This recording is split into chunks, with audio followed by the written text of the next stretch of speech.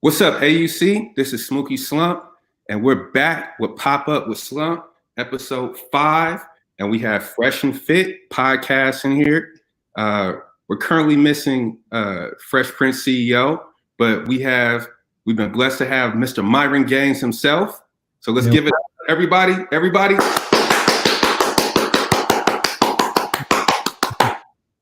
All right. I think I got an applause sound effect somewhere. No, I'm just kidding. Yeah, the awkward clap. You know? What's good, Mr. Gaines? Chilling, man, chilling. Fresh, he's on his way. He'll be here in like a second. He just texted me saying he's downstairs, so he's probably in the elevator stuck somewhere. But yeah, man, like I'm happy to be on the show. This is gonna be a great collab with All Urban Central, man. And yeah, bro, we're just happy to be here representing the 305, you know. 305, Miami, and I'm in Atlanta. So this is a perfect connection. Exactly. So real quick, in a nutshell, just give the listeners a brief background of what you have going on, just like real quick, so they can know what's going on. They can tap in with you before we get started. So basically, we got a YouTube channel. It's called Fresh and Fit. We teach guys how to get in shape, get girls, and also finances. Basically, male self-improvement in general. We do our Fresh Fit podcast every Monday and Thursday, 6 p.m. We're going to bump it up to 3 times per week because there's a demand for it. And yeah, bro, I mean, really what we do is we just teach guys the truth about what it takes to be attractive, you know, and what it takes to be a high value guy. You know, there's no stricter barometer of success than Miami. You know what I'm saying? I always say it like, this is one of the hardest cities to get girls. Like the hypergamy here is on another level, you know, because the girls here are bad. They know they're bad.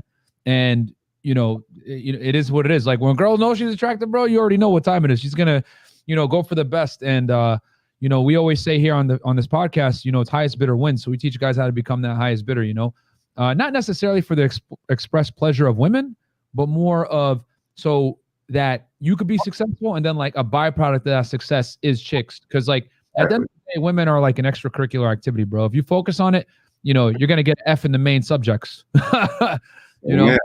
So yeah. Amen. So in your introduction, you alluded to being high value. So that's a huge topic out here right now in the so-called manosphere. And I know you guys work with Kevin Samuels. Yeah. He's been a guest on your show. You guys had some awesome collabs.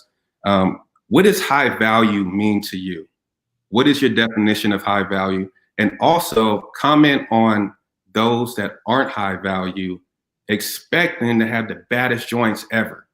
Break that was. Yeah, man. So high value, basically to me, it's like when you're in a position to basically dictate terms to women. You know what I'm saying? Because like, let's keep it real. Most guys are happy to just get laid or get like attention from a girl. You know what I mean?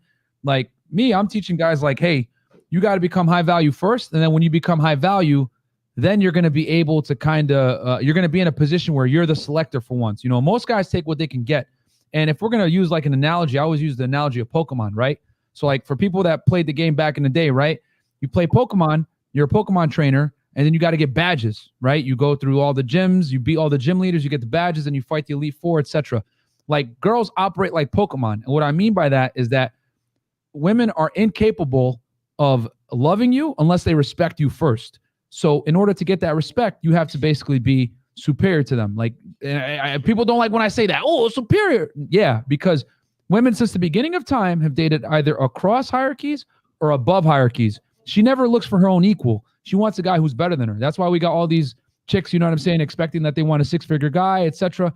You know what I mean? And, you know, all women are chasing the top 10% of guys. So the thing is that if you get into that top percent, now you're able to dictate terms. And the reality is this. She's not going to defer to your authority and want to deal with you unless she feels like you're a catch, unless she feels that you're worthy of submitting to. You know, a lot of guys, they want women to submit to them, all this other stuff. She ain't going to submit to you unless you got enough gym badges. You know what I mean? The problem is that some of you guys only finished 1 or 2 gyms. You got Pokemon at like level 50 and you only did 2 gym badges. Bro, she ain't going to listen to you. Just like when you play Pokemon, you tell Charizard, hey, flamethrower, right? But you only got 2 badges. He's going to be like, he's going to look at you. He's going to hit rest. He's just going to go to sleep, right? Women operate the same way. They can't follow your authority unless they feel that you're worthy of being followed in the first place. So that stems from being high value. So I say this. I think every guy should get these 5 things in place before even think about getting into a relationship. And these are the things I think that make you fundamentally high value. Gym alert, everybody. Was that? I said major gym alert. Yeah. You know what I'm saying? So number one, you got to get in shape, right? Because when you're in shape, it says a lot about you. Discipline. You're going to look good physically. You know, girls are actually not going to be repulsed by you when you take your shirt off, right? I'm not saying you got to be ripped or anything like that, but you can't be a fat slob. That's unacceptable. Number two, you need to make at least $100,000 a year. $100,000 a year is going to put you in the top 10% of earners, all earners in the United States. That's going to put you in a good position where you're going to be able to, and I'm going to explain why all of this in a second. Number three, you need to have. Can I jump in real quick? Yeah, go ahead. Can you explain $100,000 as it relates to $100,000 in Atlanta? Well, not Atlanta, Woodstock, Georgia.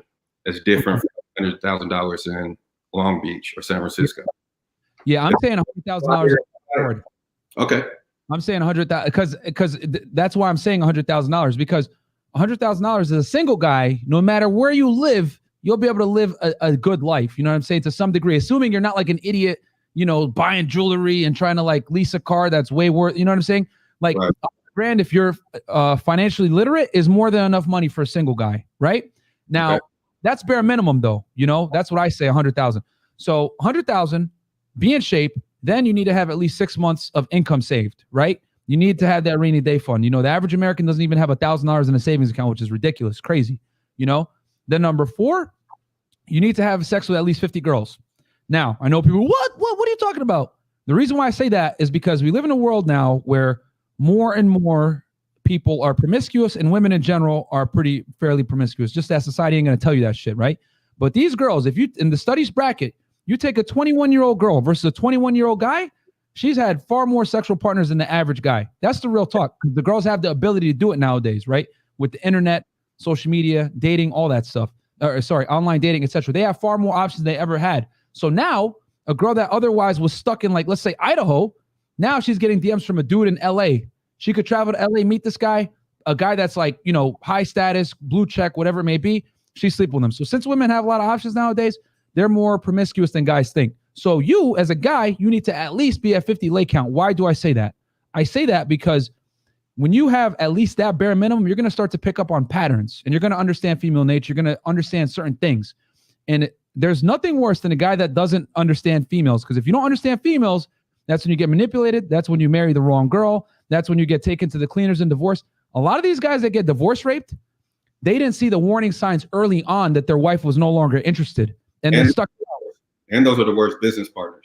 Exactly. And don't even get me started on doing business with a guy that's not good with women. That's a whole other rant. But those are the 4 things. And then get in shape, 50 leg count. Oh, and be 35 years old at least before you even think about getting into a serious relationship.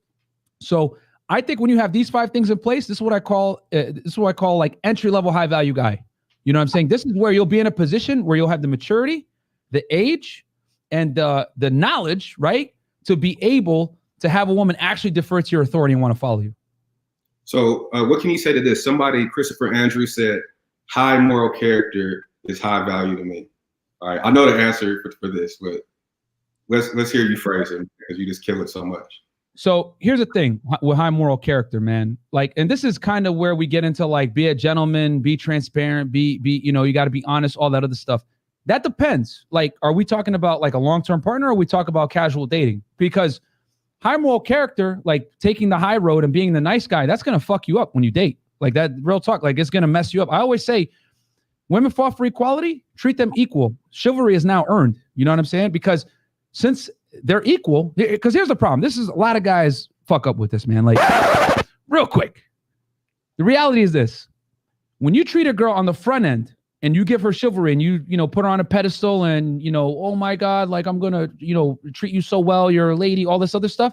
She's going to lose respect for you. You know what I'm saying? Because she didn't earn that treatment from the rip. So she's automatically going to think, okay, this guy must not be that good with women.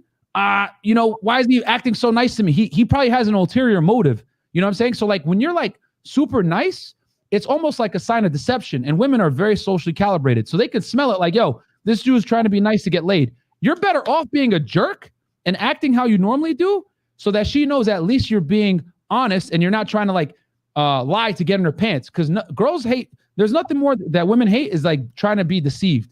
You know what I mean? Because that's their game. They play the manipulation game. So as a guy, they want you to be kind of frank.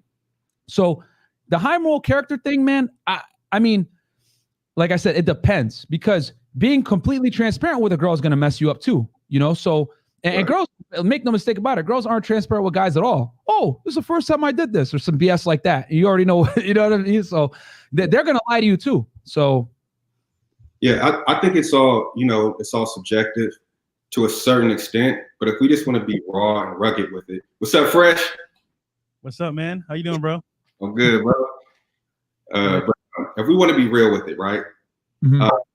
You can be a heart surgeon and have low moral character, low moral character. You could be homeless and have high moral character, right? But what's held to a higher esteem in society? The surgeon. So we could talk about all this intrinsic value and spirituality and stuff, which may be arguable, you know what I mean? But fundamentally, how the world judges us, especially in a capitalistic society, especially in a place where we all have teeth and we eat every day, right? I don't think high moral character is a component of being high value. You can't lead with that. Like that, the high moral character stuff that comes later on. But like in the beginning, it's every man for himself, man. And like nice guys do finish last, because as soon as you put a woman ahead of you, you're done. Like that's low value behavior. You know what I mean? Done. Finished. Right. What's up, Fresh? Also, high moral character, right? You can't be measured. So, for example, like you want to be a value male, like it has to be measurable. For example, what you've done as a person, for your business, for others, and also as well for your well-being. Being high moral is always like a nice guy trait, and it can get you to certain opportunities and certain windows, but it's not the end-all be-all. So I would say it's an aspect, but not really like a full thing of being high value. So there we go. Yeah. Give me 1 second. So recently, you guys were on, you went viral on TikTok. Talk about that, about being viral on TikTok on two different videos, right? After getting on TikTok for the first time, and then also going viral on WorldStar. Break that down while I bring up the clip. Yeah, so we made a TikTok about 2 weeks ago, and you know, it was called Fresh and Fit, Fresh, and then end November, and then Fit. And what happened was, you know, we made a couple of videos that like were kind of controversial, right? Like I was basically talking about, you know, uncomfortable truths when it comes to dating and relationships and all this other stuff, right? Stuff that society doesn't really want you to know. And one of the videos I made, which went viral and hit Fox News, Yahoo, and a bunch of other media outlets, Daily Mail and In the Know and all these other, you know, news publications. I made a video and I said, yo, when a girl asks you to reschedule, you got to punish that bad behavior. And what I said was, when a girl says, oh, let's reschedule whatever, and we could play do you want to play the clip first, and I can kind of explain my reasoning behind it? Is this the right one right here? That's the clip. Yeah, that's the clip. Okay. When a girl tells you, hey, let's rain check or reschedule. Can you hear it? Yeah, I can hear it. Yeah. You simply respond. When a girl tells you, hey, let's rain check or reschedule, you simply respond, hey, that's cool, but I'm not really a fan of flaky girls. If we go out, you're going to pay for drinks or dinner or whatever plan you guys had. Because the reality is this, with women, when they give you undesirable behavior, you need to punish it immediately so she knows it's not acceptable. Because if you take her back and take her on a date, after she did some BS like that, she's gonna think it's okay. Don't reinforce bad behavior with positive treatment, okay? So that video, like literally, it went viral. You know, it went all over the place because, you know, I was telling guys like, yo, like you can't sit there and like let a girl tell you, oh, let's reschedule and like think it's okay. So you got to punish the bad behavior. And like they took it, like the problem is this, the message was consumed by the words I chose. Like the underlying message is, yo, respect yourself. If she flakes or tries to reschedule on you, let her know that there's consequences to that. And if you go out with her again, she's got to pay for the first round or something, which is a very minor, you know, incidental thing. You know, you got to pay for a beer now, you know, because you rescheduled. But like the message was gone with the way I said it. Oh, punish bad behavior? You're a misogynist. And this is the problem, bro. We live in a society now that if a man holds a woman accountable, right, for anything, he's labeled a misogynist, a chauvinist, whatever. I'm simply saying have some respect for yourself, because here's the problem. Most girls get away with murder with these dudes. They flake on them. They reschedule dates. they use them for food, whatever it is. Like a lot of guys don't understand the game. So what I'm saying is, yo, you got to let women respect you and more importantly, respect your time. And the way you're going to do that is you got to let her know off rip. If you flake on me or any of this other stuff, there's consequences to that shit. I'm not going to just sit here and take you back like it's all hunky-dory. Like, okay, cool. Yeah, I'll go on another day with you. Like, no, because here's the thing. Here's the other reason why you got to do that. I always say men live in a fact-based world. You know, what you bring to the world directly relates to your value. If you're broke, you're obviously not providing value to society, right? There's a burden of performance for men, and we're taught this since we're children. You got to work, you got to make money, you got to invest, all this other stuff. Otherwise, what's the worst thing that's going to happen to you? You're not going to get to procreate. No girl's going to want to fuck with you, right? And then boom, why are you on this earth? You can't procreate. Women, however, aren't held to that same burden of performance, right? So a girl, real talk, let's keep it real. If you're hot, like you're going to get attention from the opposite gender. It's not really, everything else is extra credit if they want to work or this other stuff, which is cool. But what I'm trying to say is that women live a different existence than men do. We live in a fact-based world. They live in like a bizarro world. And sometimes you got to bring these chicks back to reality and let them know, hey, you flaked on me. That wasn't cool. I'm holding you accountable now because I'm a high-value guy. If you want to come back out with me, you got to pay the cost, which is what? Maybe a fucking beer? But everyone went nuts. Whoa, you're punished bad behavior. What? And it's like, it just goes to show like the crazy leftist agenda that we got going on here where you can't even, they want equality. But then when you exercise that equality and tell her, hey, you got to buy drinks, they're going nuts because they didn't like the word I used. They didn't like punish or bad behavior. But everyone has behavior. For example, let's say I don't go to the gym, right? Mm-hmm. And I get fat. I eat like shit. That's poor behavior, not conducive to a healthy lifestyle, right? But they didn't like the fact that I said behavior while I'm talking about women. That was the issue. But they're missing the overall message because we live in a world where it's feels before reals. You know what I'm saying? Yep. So since that's the world we live in now, where you got to watch what you say, you got to worry about how people feel. Fuck that shit. Reality doesn't care about your feelings. Reality cares about results. So I'm telling guys, punish the bad behavior. She's got to pay on the next date on the first round if she wants to get a chance and hanging out with you again. The problem is that guy's like, oh, it's okay, I'll take you back. And it's like, boom. Now she knows you're a loser. She's going to flake on you again. So don't you think that that's super odd because, we're talking about the female-male dynamic, but also punishing bad behavior goes with anything, right? It goes with, I think they're equating it to like an animal, like a puppy or something like that. But if you have a friend that, you go to the gym every day, right? And he's repeatedly, it's cold as hell outside. It's cold as shit outside. You outside for 20 minutes, or no, you're the person picking them up and you pull up every time you're waiting for 20 minutes. You have to express, your discontent with that and be like, hey, bro, I'm not waiting outside anymore 20 minutes. In fact, if you do this again, I'm never picking you up again, right?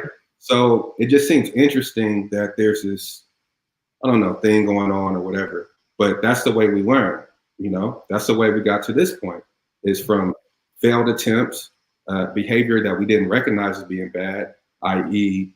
Posting, for me, maybe posting the wrong video, you know what I'm saying? Or doing it wrong. So I think that's just an interesting dynamic that they were sharing. So. Humans learn from pain. So like humans, right? We exist to like we're trying to run from pain and chase pleasure, right? That's how humans learn. So the quickest way, right? When you did something bad as a kid, what did your mom do? Hey, what the fuck you doing? Boom, smacks you, right? So you always had that negative connotation when you did a certain behavior, there was a consequence to it. You got smacked, right? Like I was beat as a kid. Like if I did something dumb, my dad would smack me and I wouldn't do it again because I would, associate that behavior with some kind of negative consequence, which was me getting smacked, right? Mm-hmm. I'm not saying to run around and smack chicks. That's not what I'm saying. But what I am saying is that she needs to feel that pain of the potential loss or the possibility of losing you. Now, here's the thing. She's only going to give a shit about losing you if you're high value. That's where being high value is so important because she's not going to feel the sting of loss unless you're actually worth losing. Like, if you're a bum making like 10K a year, you know what I'm saying? She's going to be like, what? Like, I don't care. I'm flaking on this dude all day. So your values actually got to be high so that you can have these types of rules and boundaries because then you're going to be congruent to that persona. If you hold chicks accountable and you're high value, it's going to come from somewhere. And more importantly, you're going to have the confidence and the balls to do it because you truly feel like you're high value. But if you're a loser, you don't have confidence, you're not going to be able to do it because men's confidence comes from competence.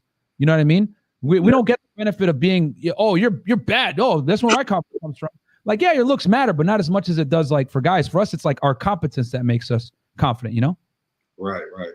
The answer, old head Deuce. Yeah, we did report on Wisconsin dropping the trophy. Just go to the channel, click on the videos tab. You'll see it right there.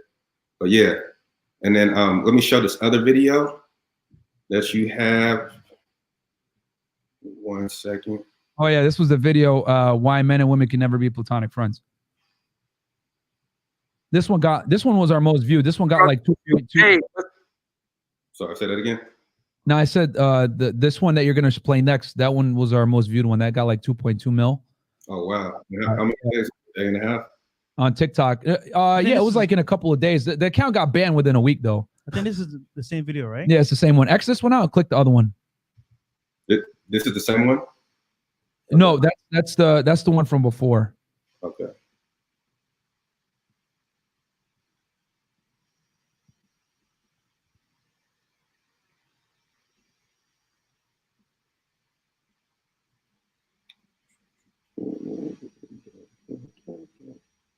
There we go. Yeah. That's it. Yep. Why men and women can never be friends. Guys, you got to understand that women want attention, men want sex. If you try to go the backdoor route and say, oh, let's just be friends, she's automatically going to lose respect for you because she's going to know that she can use you for free attention. And what does that do? Dries up the you-know-what. She's not going to want to deal with you. So instead of being an idiot, you tell her, no, I don't have platonic female friends. At least then she's going to respect you. Let me tell you guys something. For all the girls out there that are mad, oh, you're a misogynist. Let me tell you this. You got guy friends? Text them right now at 2 a.m. and tell them, hey, I'm horny. Let's see what happens.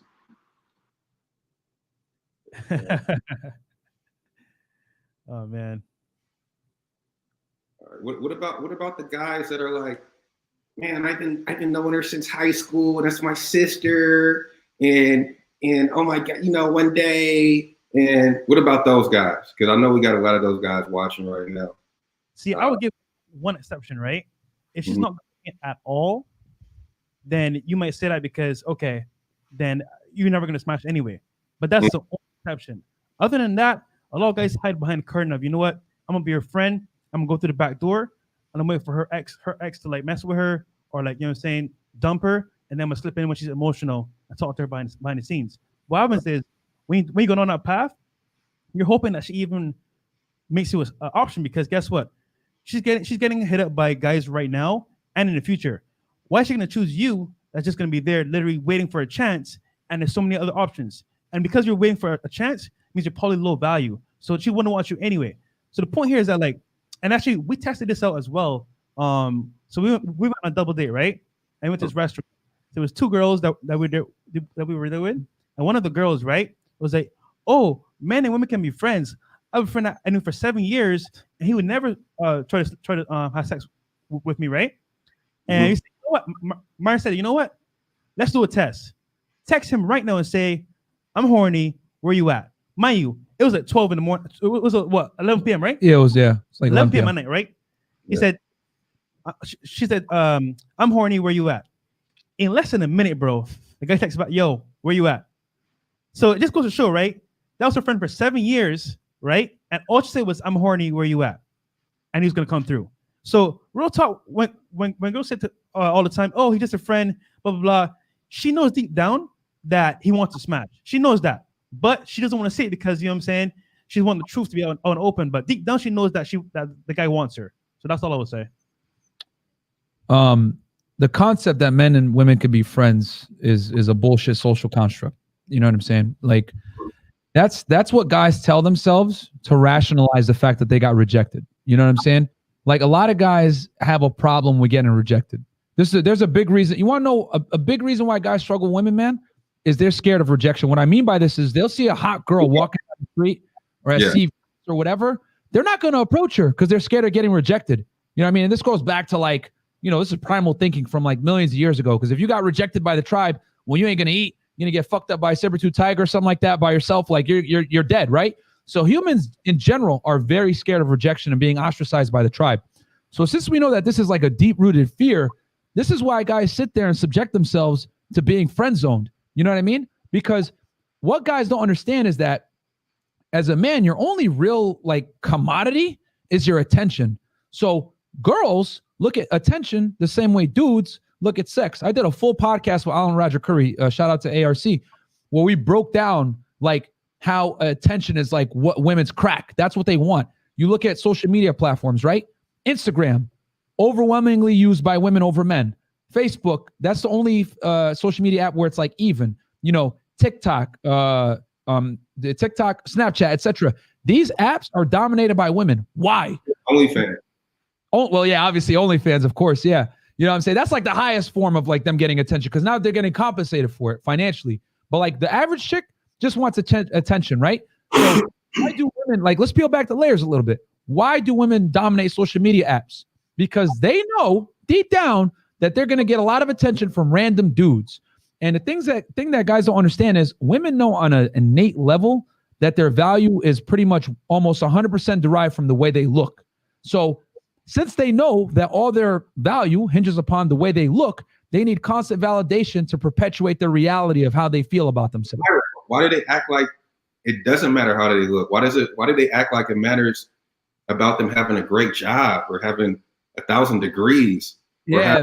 Or having a bomb ass sew-in or weave or like everything but like going to the gym or like the stuff that we say that we want for millions of years. Why are they more interested in gaining the opposite of that? Like, what is that about? Dude, can you shed any insight on that? No, bro, I'll tell you this. Even the strongest feminists that want to sit there and say I'm strong and empowered and fuck men, I don't need them, they still wear makeup. Why? Because they know, even the most successful woman knows that her looks matter. These big chicks that are successful, whatever, they're still wearing high-end fashion. They're still doing their nails. They're still getting lipstick, all that stuff, because they still know on a deep down level that their looks mean a lot to their value as a woman. Now, it sucks that it's like that, bro. I wish it wasn't like that, but that's the truth. Women are looked at as sex objects. Men are looked at as success objects. You know what I'm saying? It is what it is. That's why you end up with like old dudes with bad 19-year-olds. Why? Because if we're going to revert back to like primal needs, guys are attracted to youth, beauty, and fertility. Women are attracted to, competence, success, and security, financial security, etc. Right? Having excess resources. So going back to the friend zone thing, like dudes are lying to themselves because the thing is that that's like a beta male strategy. Oh, let me just wait until she's like ready to like, take me on. And like some guys make it out the friend zone. I'm not going to lie. Some of them do. But you know when they do? When it's too late. When like she's past her prime. She's been used and abused. Then that's when she's going to come back around and be like, hey, you know what, Johnny? You waited around all those years when I was having fun. You know what? I'll give you a chance now. And then your dumbass, okay, yeah, I'll come back, baby, yeah. You know what I'm saying? So that's the problem because guys will sit there and think like, yo, I could wait. And it's cool and all that. And it's not, because she played you like a sucker because she still got your attention. She still got your time. And guys don't understand that for women, going back to what I was saying, attention for women is like sex for men. So like when a girl's friend zoning you, this is the equivalent to it. You bring a girl to your place, you smash her, you record it, first date, whatever it is, you kick her out your place. You never take her on dates. You never see her in public, nothing. You only invite her to smash her and nothing else. Straight sex. You don't even talk to her. That is the equivalent to when a girl is friends with you as a man. So any guy that subjects himself to like to female friendship is an idiot. That's like the equivalent to like a female slut that gets no like non-sexual attention. Right. All right. Couldn't have said it better. Fresh, you got any input on that? Yeah, man. Because very important. Guys don't realize that their attention is their prize. So, for example, the more attention you give a girl for free, the more she's going to use it and abuse it. So, yeah. Women want attention, men want sex. Just being real. So, if you break it down equally, right, as a value proposition, if you can trade, right, as a man, your attention for sex on an equal or kind of like bias level, you can get what you want and she'll be happy as well. Because what's happening is if you give her all attention, she'll never truly respect you because guess what? She can say, hey, Johnny, you know what? Let's go shopping. You go shopping with Susie. Susie sees Jack. Jack pulls up. Yo, you looking mad cute. What's your number? So Jack's going to get that because Jack is coming in for an approach, gets her phone number, and he's out. He's going to give her all the attention. But on the other hand, you're out shopping with her, spend the whole day with her, and guess what? Oh, well, Johnny, it's been nice, but I got to go see Jack tonight. So the point here is that like, if you give female all your attention without any like value proposition of having maybe a future with sex or even a promise of having that, then it's kind of like, you know what, you're wasting your time and you're giving her free validation 24/7. And this goes into like, social media as well. The likes, the comments, the followers, it all plays into because guess what, right? You can literally like give attention without even talking to a chick by paying for her stuff, by sending her money to pay her rent, or even the worst thing, following and liking girls that you have no business with because first off, they don't even know that you exist. Facts. But you're following them, sending them donations, all that money, and then, oh, you peasants, and then that's it. So be very careful, guys, about getting free attention because guess what? They're gonna laugh at you, and you know what I'm saying? Do their thing. So yo, real talk, man. Like you guys got to understand that you're always in a constant deficit when you're dealing with women. Like you're already kind of as soon as you approach her, you're already kind of like in a position of weakness because you're approaching her. And any chick that's halfway decent looking, she's going to have Instagram. She's going to have thousands of simps liking her stuff, whatever. So she's already going to have this overinflated sense of ego. That's why, honestly, people don't like my advice because I'm Frank Castle. I punish chicks, man. I don't care. Like I tell them the truth. Like, yo, you're not that cute. You know what I'm saying? Oh, you're a misogynist. No, I'm not. I'm just treating you equal like you asked for, right? So my thing is, you guys got to go in prepared to knock a chick off the pedestal because she's before you even say hello to her, she's going to be ready to like think, oh, well, here comes another sucker that's going to try to hit on me. Okay, I'll take this free attention. But when you come in on a different vibe, like, hey, listen, you ain't all that. You know, I just want to come in and say that your shoes don't match or your socks don't match, whatever. It's a little different. And the thing is that you're not going to be put into that category like everyone else. I hate to say this. I'm going to keep it clean. But when normal guys approach girls, 9 out of 10 times the girl's like, okay, you're probably a loser. Prove to me otherwise. You know what I mean? Because girls get approached by so many losers. So how are you going to stand out? You're going to stand out by not giving her attention for free, for not supplicating to her, not putting her on a pedestal. She's a human being just like you. Her shit stinks too. You know what I mean? So when you approach her from that angle, she's actually going to respect you more because you're not coming in like, oh, baby, you're so beautiful. All this other shit. Girls hate that, man. That, as soon as you say that, they're like, this guy's cringe. You know what I mean? Like, Yeah, because you know the big thing too. A lot of guys will say that just to get in her pants. Yeah, facts. Really, truly, like if they could just not say anything and just smash, that's what they'll do. So just be who you are, basically, and make sure that you're not giving her free attention for no reason. Yeah. Right. Okay. So speaking of social media and cell phones, just briefly talk about the importance of getting your social media right. But first and foremost, you gotta have your hardware correct, right? So yeah, the Galaxy, the whatever. In my opinion, the Droids, they're more fire. They do more stuff than the iPhone. But I get a way better response with the 12. You feel me? The iMac, the iPhone Max 12. So talk about that. Talk about how it just kills everything when they see that green bubble or when you pull out the phone. I guess, wait, hold on. Let me just speak from experience personally.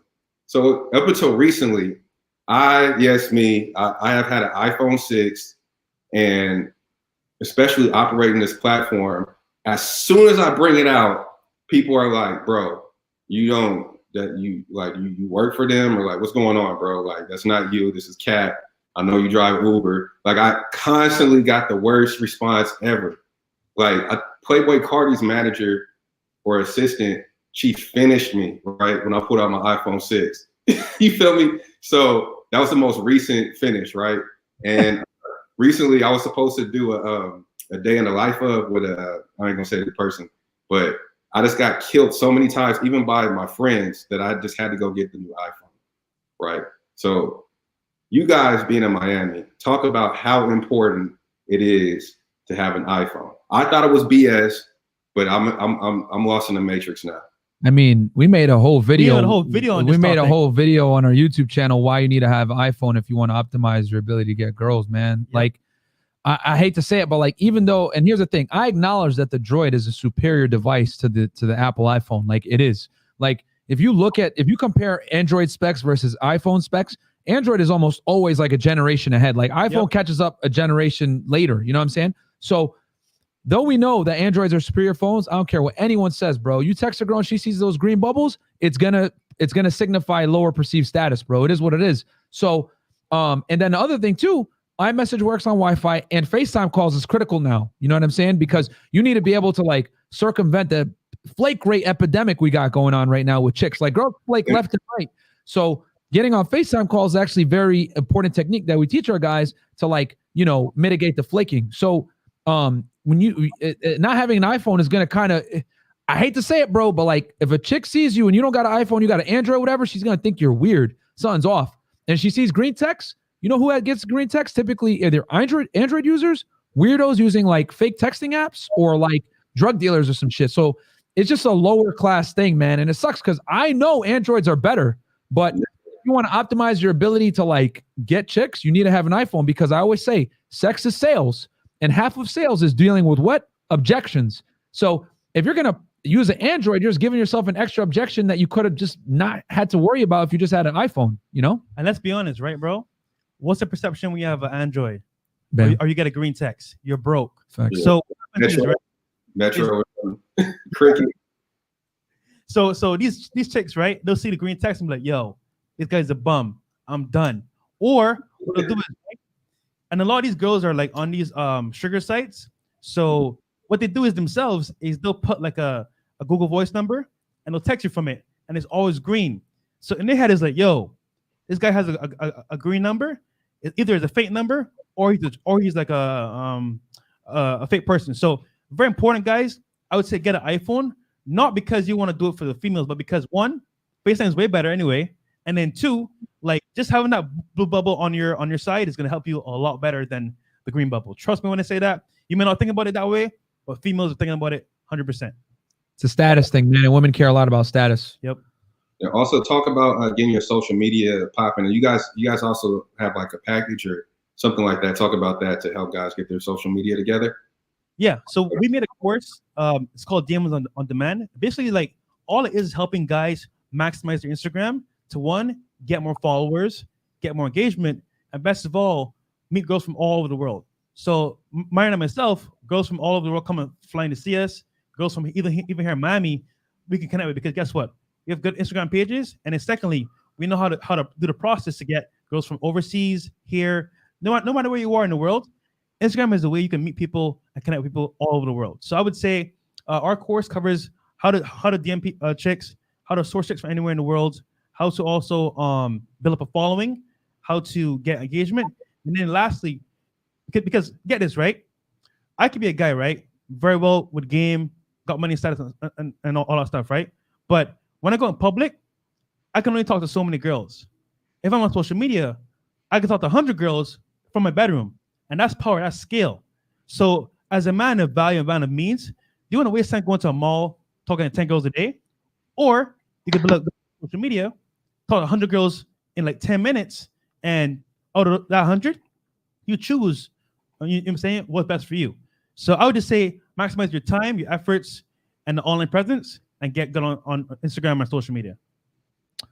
Yeah, I mean, we live in an age now, if you don't have a social media presence, she's going to think you're weird, man. That's just that. I hate to say it. Like, if you want to date young, attractive women, you don't have an Instagram, she's going to think something's wrong with you. You know what I mean? So again, like we always say, you want to, like, Jordan Belfort has like a sales line. You want the sales line to be as straight as possible. And when objections come, you want to try to handle them on the front end, right? Like not having a social media presence, that's going to probably bring up a sales objection down the road.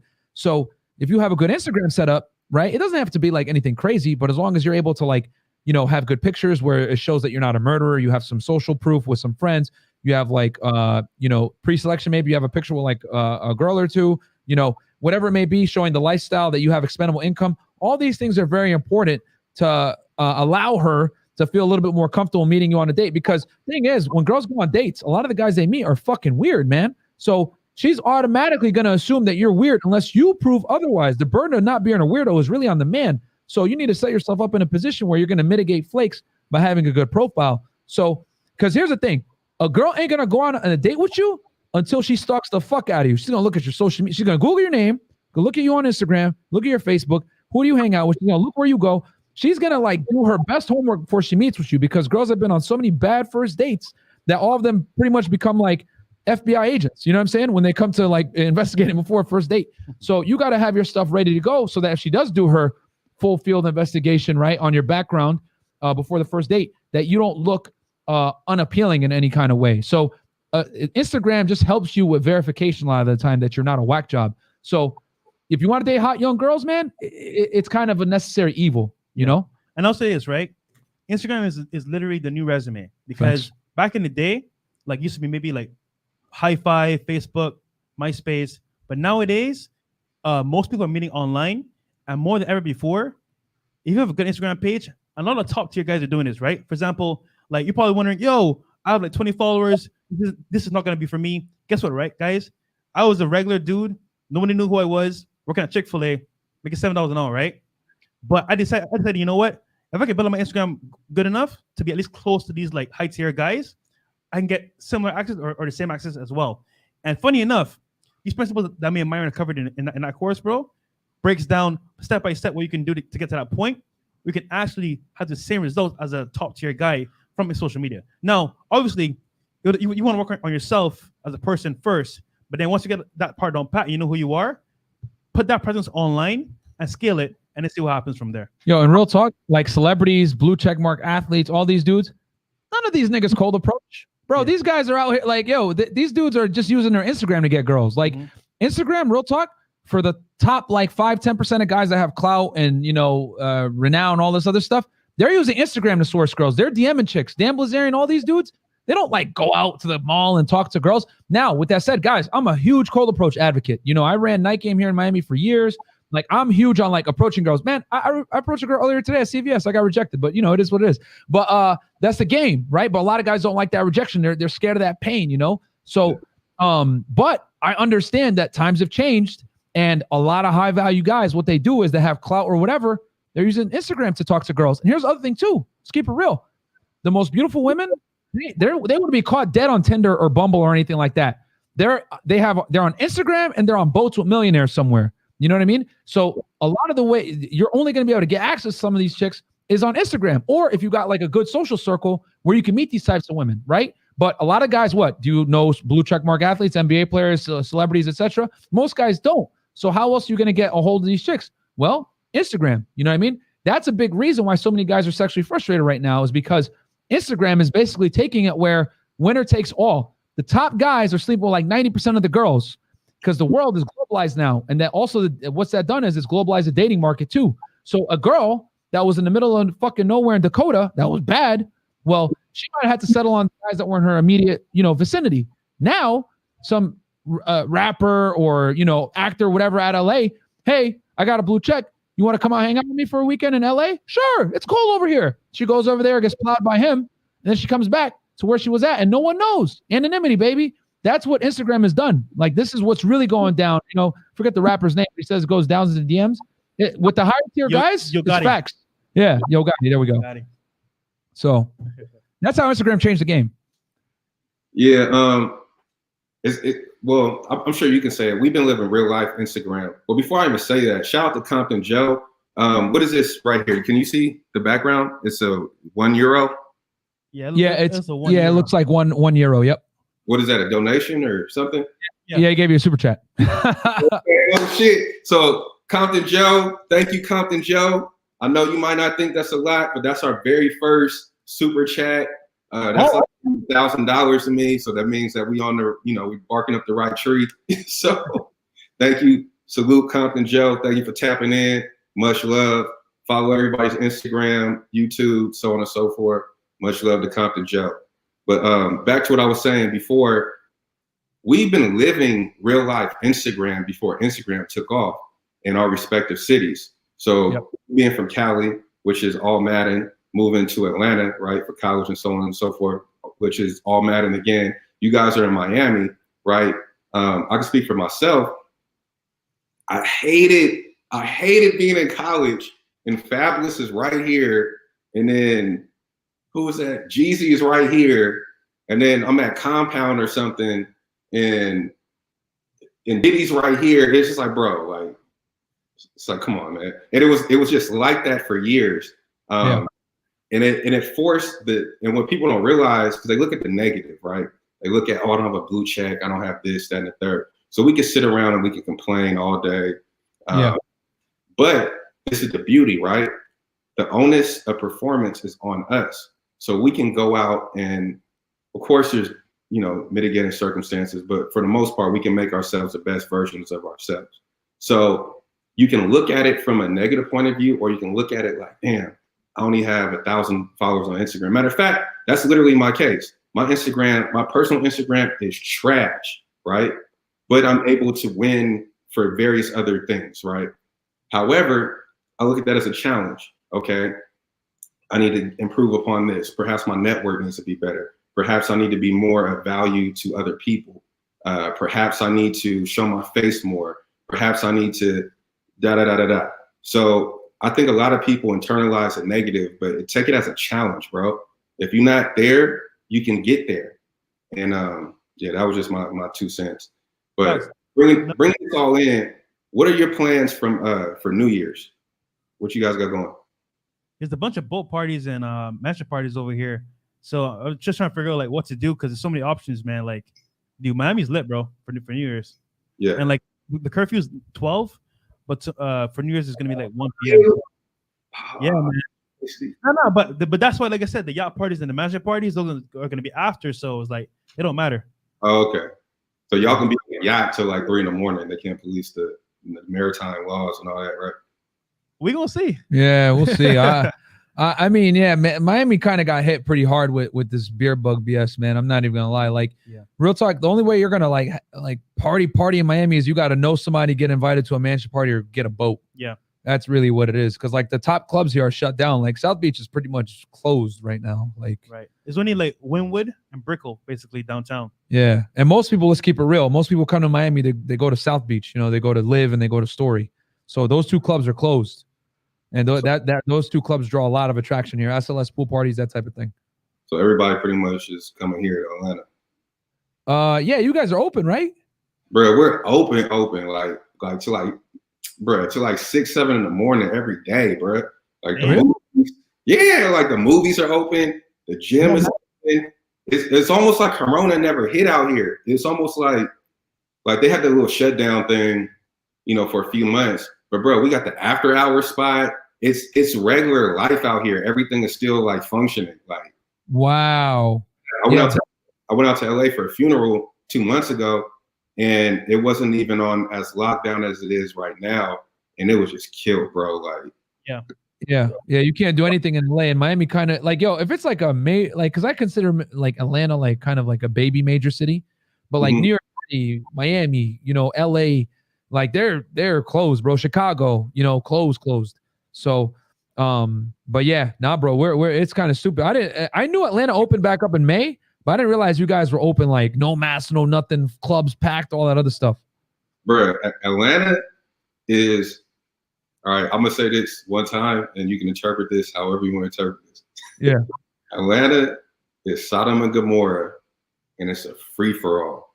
Damn. Like, it is a free-for-all. Like, whatever that means to you, it is a free-for-all.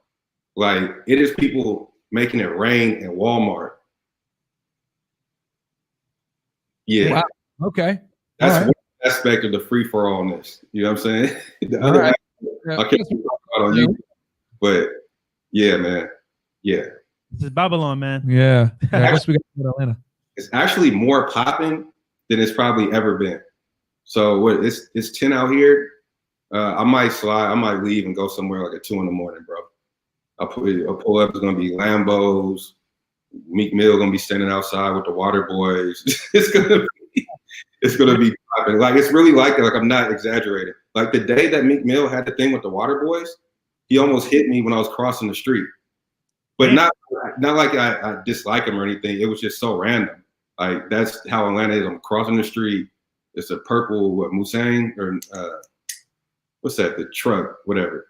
And then bro rolls down the window and was like, "Oh, my bad. What's up?" I'm like, "Oh, it's Meek Mill. Hello. Okay, nice to see you." Continue walking to the gym. That's the type of time it is in Atlanta. Wow, that's crazy, man. We got to go out there, bro. This is ridiculous. Yeah. Like, Kevin Samuels knows all the little spots and stuff. We walking around, he's like, people like, "Oh, Kevin," they're getting emotional, they're trying to hug him and stuff. And I'm like, "Bro, what's going on, bro? Why are you so tall, bro? What's happening out here?"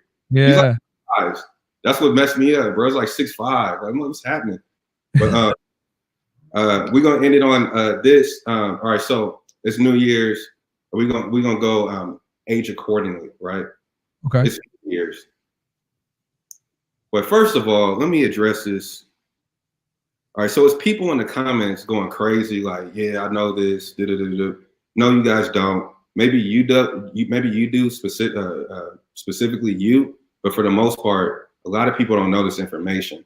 And for that very reason, that's why we have these guys on the podcast to talk. And we're going to continue to have these type of conversations. We're going to see more content with people from this manosphere, so to speak.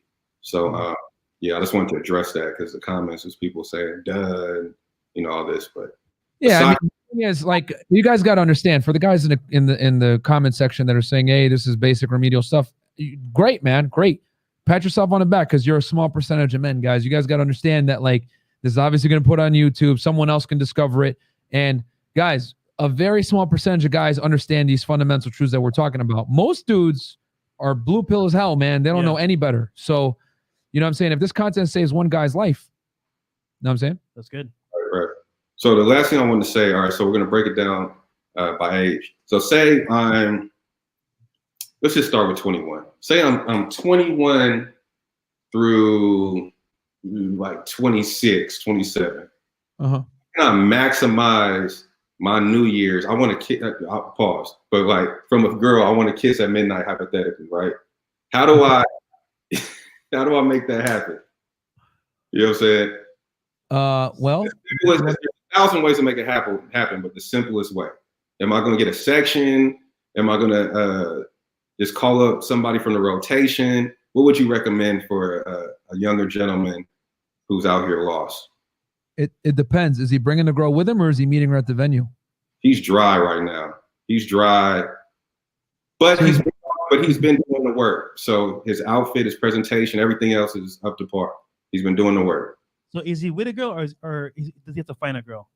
Yes, he's trying to put himself in the best situation possible. He may not close the deal, but he just wants to get a kiss or something have something at the end of the night. He's going out with his friends.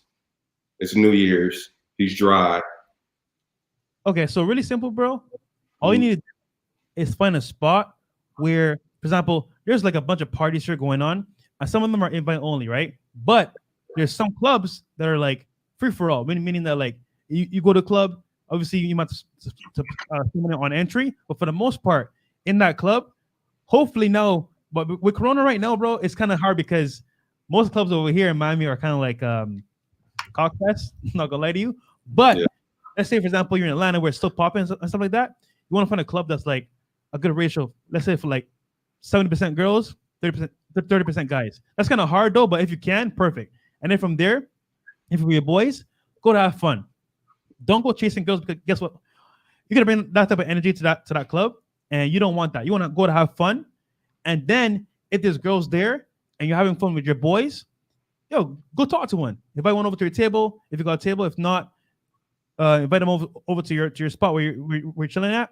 Get some drinks, just chill and vibe, and then go with the flow. But for the most part, in this case, especially with Corona going around, it's gonna be hard to like find a spot that isn't full of guys. But go ahead. Okay, so I just need to know the context. Is he bringing a girl or is he trying to meet a girl at the venue? He's out with his friends. He's dry. He's going out with his friends, and he's just hoping to be a situation. All right. So when I like approach like going out to the club at night, whatever it may be, I operate on. I know some guys like, oh, I hope she likes me. No, fuck that. Find the girl that's actually sexually available. You don't run I hope she likes me game. You run like I like take it or fucking leave it game. And what I do is when I meet girls, especially at bars and clubs, so like the number one thing I always say, and I'll like explain this real quick. Like girls go to clubs 9 out of 10 times to get free attention, take pictures for their gram, look at my lit life, all this other bullshit. You don't want to deal with those chicks because they're just there to attention whore. You want to deal with chicks that are actually like interested in you. So what you do is you go up, hey, what's up? Introduce yourself. I'll shake her hand and I'll hold her hand. And if she lets me hold her hand, then I know, okay, she might be into me. And then I'll continue on. If she pulls her hand back or is on some weird shit, she's not interested. I move away right away. And the thing is that the benefit of going to nightclubs or bars is that it's a high concentration of attractive women in one place. Mm-hmm. So you need to quickly get rid of time wasters so that you can find girls that are actually into you. So the only way you're going to do that is to quickly like dissect the body language, see if she's interested, whatever. So if she's not complying, kick her to the curb, go to the next girl. And then find a girl that's showing some indicators of interest. And then boom, you start like doing what I call like, you're basically start like fortune telling.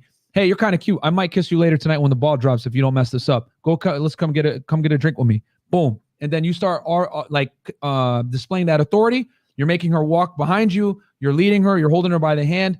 You're telling her, not asking her. That's another cardinal mistake guys make. And then also you're assuming, right? This is all sales, right? Assuming the sale. Hey, if you don't mess up, we'll kiss later, right? It's a push and pull. And then when the ball drops, if she's still with you at 11:59 p.m., you already know it's time to kiss her, right? Because she would have been left if she didn't like you, right? So then you just do it, and then bam. But like I always say, it's a compliance ladder. So you got to like a lot of guys make this mistake, like, oh, come here, baby, just like kiss her without like escalating. You got to like touch her first, right? Or say like it's a compliance ladder. So like you touch her on the small of her back, then you take her by the hand, then you maybe touch her hair, then maybe you like caress the side of her neck or her ear, whatever it is, right?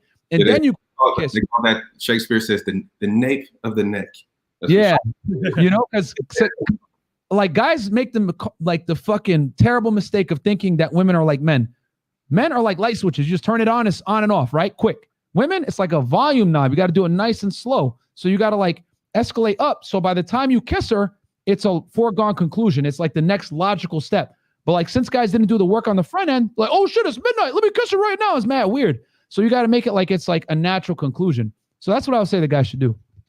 All right. And then lastly, so that's for the younger sector. So what if you're like 26 plus, 26, 27 plus, like the 40? What is the modification and game that you're about to apply to max it for New Year's? You get a table. Yeah. Hopefully you have more income, and you can actually use that to your advantage. Because I'll give you guys a figure right now. I'm saying, hopefully at that age, you have more expendable income, and you can use that to your advantage. So like Myron said, get a table, get a section, and then from there, just like invite girls to your spot. Yeah. So I'll give you guys a freebie right now. So when you get a table, the game changes because now you're in a position of power now as a guy for once, right? Because at the nightclub, the women hold all the power. Like they like get lit in for free. They're getting all the attention. You know what I'm saying? They get preferential treatment, all this crap. When you get a table, now you guys are, you got a little bit more leverage. So what you do is, this is how I run table game. You get a bottle, right? Let's say you got a table like 3 of your boys, right? 4 of you. One guy controls the bottle. He doesn't let anybody touch that shit, right? And then 2 other guys, they go out into the club, right? And then they start like sourcing girls. Your 2 most charismatic, funny guys go out and talk to girls. Yeah. What they do is they grab a set of 2 here, a set of 3 here, a set of 4 here, whatever it may be. No big ass bachelorette parties or any of that shit. No. You bring different groups of girls. I'm going to explain why that's important here in a second. So you bring them all back to the table, right? Your boys there running the bottle. Hey, what's up, ladies? Blah, blah, blah. The guys that went and got the girl should have vetted them. So like if they weren't like, if they're on like, oh, I got a boyfriend, some bullshit, you just keep going. You go talk to another girl. You don't even talk to them no more. They're dead to you as far as the club is concerned. And then you go talk to another chick, right? Find the girls that are single, there to have fun. Cool. Bring them back to the table, right? Now that you guys are at the table and you got different sets of girls there, competition anxiety begins because these girls don't know each other. They're like, whoa, who are these chicks? Oh, shit. And then they're going to see these other attractive girls, right? Pre-selection, right. And then you're going to let it work for you, the anonymity work for you. When girls see other girls there and that other girls want you and they're sitting at your table, they're going to start to act right? Because if it's one group of girls and they know that, oh, these guys just want to get with us, ha, ha, ha, they might like act a little like, oh, yeah, they got us in our table. But when there's other girls there, they don't know. They're like, oh, shit. And then here's the other thing. The big thing that you got to do, I guess the asshole could do this. Like if you make a move on a chick and she's like, oh, I'm not with it, blah, blah, blah. Cool. Get out the table. And then the other girls are going to see that you're willing to kick chicks out of your VIP section. Now, I know you sound ruthless and fucked up. Let me tell you why that's important. It's important because the girls are knowing, right? Or basically they see it with their own 2 fucking eyes. Yo, this guy's willing to kick chicks out of his VIP. Yo, I don't want to get kicked out this VIP. I better behave because I want to sit down and these heels hurt. That's the reality. So girls act right when they know that they can get replaced. That's just the unfortunate reality about human nature, especially with women. That's why girls fight to get in rapper VIPs, despite the fact that the rappers will say, hey, get the fuck out. You know what I mean? That's why rappers, like, you go to a rapper's table, pretty much like, yo, if the girls aren't trying to smash, they're kicking them out, especially for the after party. So when you have it like with that scarcity, like, yo, this is a commodity, you should be happy to be here.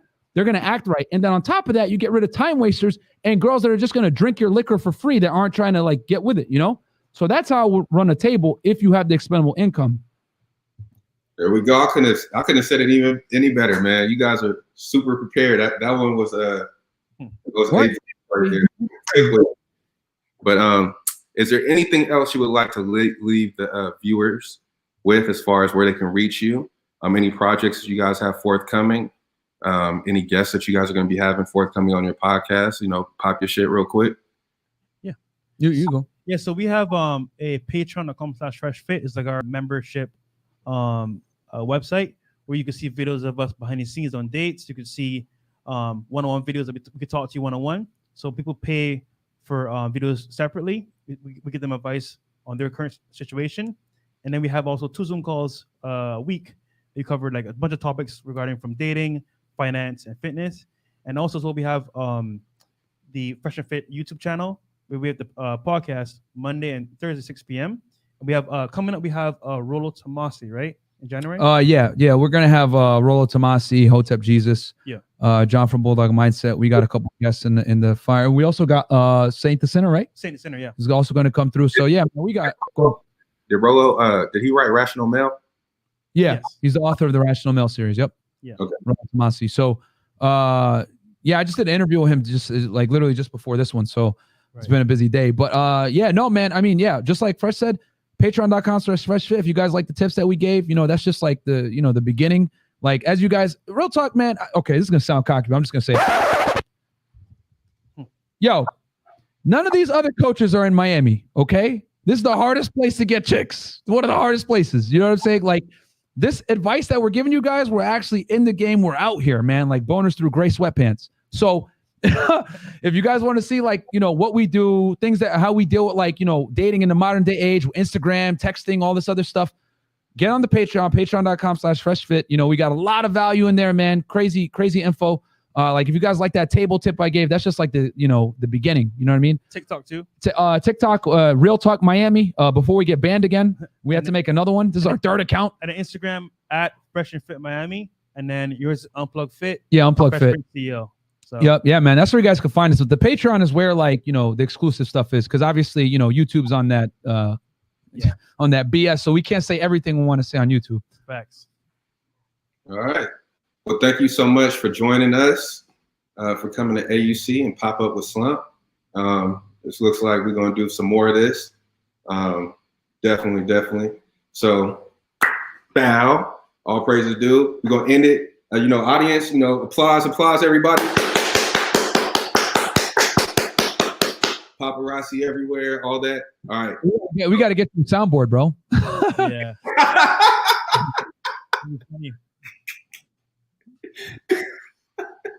I need to do a lot of stuff, man. You see, I got this TV behind me and shit.